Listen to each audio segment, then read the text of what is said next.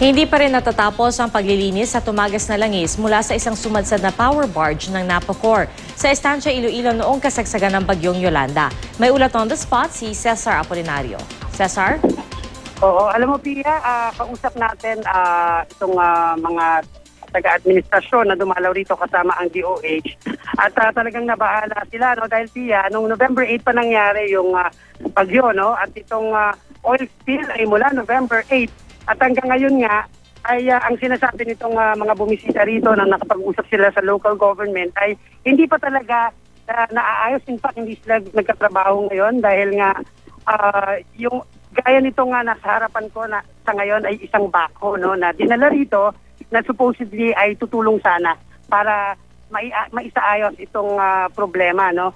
Ang binabanggit nila ay nakatimbuang kasi to. Nung nangyari, nung ginagawa raw nila, inaayos daw nila, na aksidente daw at tumumba, pumunta sa may dagat mismo. At meron silang, yung pinaka-contractor na maglilinis dito ay nagpadala ulit ng mga gamit, kaya lang hindi naman makalusot dun sa mga daanan, papunta dito mula dun sa mga lugar na pinanggalingan yan. At nalaman din ni Secretary Mar Rojas na itong oil spill, itong laman mismo nitong power barge ng Napocor ay may lamang 1.4 million liters in total. 200,000 liters pa raw yung tumatagas. Ibig sabihin, ang pinakatrabaho nila rito hanggang ngayon ay hindi pa alam kung hanggang kailan matatapos. 1.2 million liters pa yung nasa loob ng barge.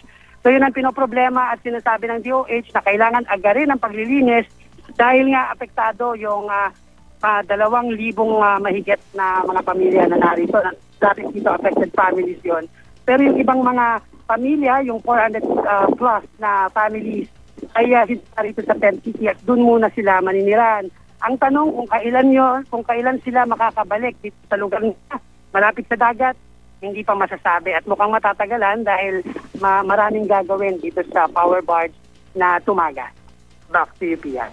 Maraming salamat, Cesar Apolinario.